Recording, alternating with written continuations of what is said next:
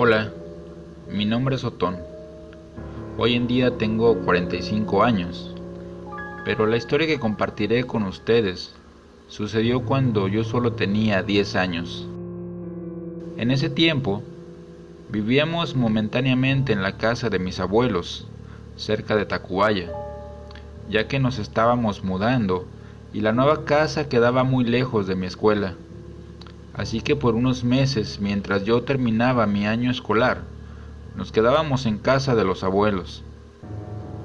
Debo de mencionar que mi abuela era una de esas personas con cierta sensibilidad para las cosas paranormales, por decirlo de alguna manera.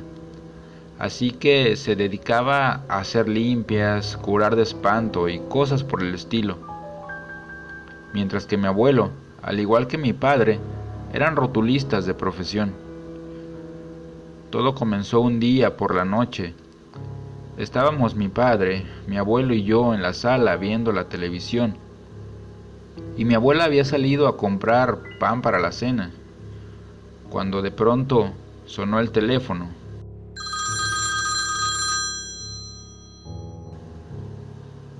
Mi abuelo se levantó de su sillón y fue a contestarlo. Era un cliente, el cual quería que fuera a cotizarle varios rótulos a una hacienda. Mi abuelo tomó los datos y quedó de ir al día siguiente. Mi abuelo terminó la llamada y caminó a sentarse de nuevo en su sillón.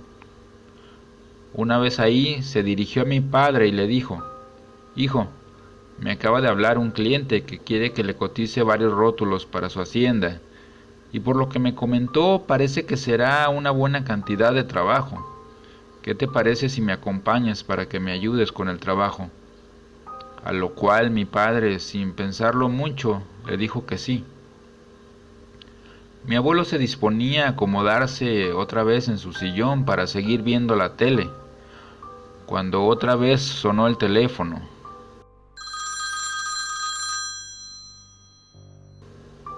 Mi abuelo renegó un poco y se levantó nuevamente para contestarlo.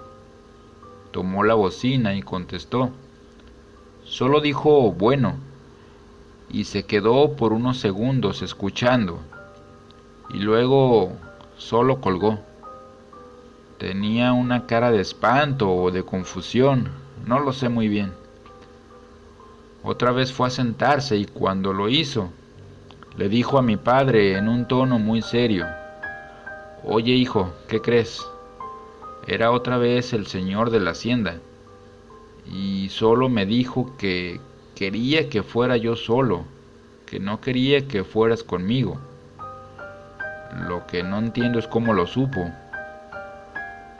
Los dos se quedaron muy pensativos y mi padre solo le dijo: «Pues será mejor que no vayas, está muy raro eso». Mi abuelo solo asintió con la cabeza, tratando aún de entender cómo es que esta persona pudo saber lo que mi padre y mi abuelo habían platicado. Pasaron unos días y aquel hombre volvió a llamar. Para esto, mi abuelo y mi abuela se habían puesto de acuerdo para que ella fuera la que contestara el teléfono y no tener que volver a hablar con aquel hombre extraño.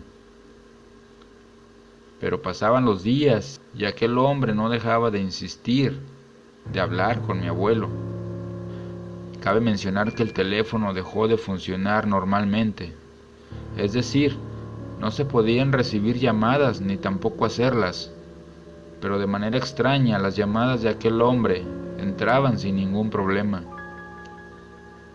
Mi abuela tuvo que ir a reportar la falla para que fueran a revisar la línea, y extrañamente cuando el técnico iba a revisar, todo funcionaba perfectamente. No se explicaban qué es lo que pasaba. Las llamadas de este hombre continuaban, pero dice mi abuela que su voz cada vez era más tenebrosa. Y ya mi abuela, con la sensibilidad que le caracterizaba, empezó a sospechar que este hombre que llamaba no era una persona viva. Obviamente esto solo lo platicaba con mi abuelo. Y un día por la tarde se encontraba mi abuelo trabajando en su respirador, preparando un diseño que le habían encargado, mientras yo hacía tarea en el comedor de la casa. Mi abuela había salido a la tienda o algo así, cuando de pronto sonó el teléfono. Mi abuelo se sorprendió un poco y me miró, y en voz baja me dijo: «Hijo, contesta». Yo algo sorprendido porque en aquel entonces a los más chicos no nos permitían contestar el teléfono, pero tampoco le tomé mucha importancia y me levanté para descolgar la bocina. Apenas me había colocado la bocina para empezar a hablar, cuando una voz muy grave y cavernosa me dijo: «Pásame a tu abuelo». Y obviamente me estaba preguntando cómo es que aquel hombre del otro lado de la bocina sabía que era yo, si ni siquiera había mencionado palabra. Miré a mi abuelo y le hice una seña para hacerle saber que le llamaban. Pero mi abuelo en voz baja me dijo: «Dile que no estoy». Y apenas me disponía yo a decirle esto a la persona del otro lado del teléfono, cuando otra vez su voz me interrumpió. «Pásamelo. Dile que lo estoy viendo. Sé que está sentado ahí en su respirador trabajando». Yo solo veía a mi abuelo sin poder decir nada, cuando otra vez la voz me repitió: «Pásamelo, muchacho. Pásamelo, te pesará». En ese momento sí me asusté y dejé la bocina, y prácticamente corrí hacia donde estaba mi abuelo. Mi abuelo solo se levantó y colgó el teléfono. Me dijo que no tuviera miedo, pero yo casi veía que él estaba tan asustado como yo. Pasaban los días y las llamadas seguían. Era mi abuela quien contestaba. Yo lo supe hasta después, pero aquel hombre o espíritu trataba de convencer de muchas maneras a mi abuela para que mi abuelo fuera a donde él le había dicho en un principio, y llegó a ofrecerle varias cosas, entre ellas un tesoro que él tenía escondido en algún lugar. Mi abuela en algún momento le ofreció a esta persona hacerle unas misas para que su espíritu o su alma se liberara y descansara, pero aquel espíritu o ente o lo que fuera le dijo que no, que él ya había cumplido con una sentencia que tenía y que solo necesitaba dejar a alguien en su lugar, y ese alguien tenía que ser mi abuelo. Así que mi abuela solo le decía que él no se iba a llevar a nadie y le colgaba. Pero un día aquel ente le puso una fecha y le dijo: «Si él no viene, yo iré por él». La fecha no la recuerdo, pero sí recuerdo que sería un viernes, porque mi abuela nos lo dijo.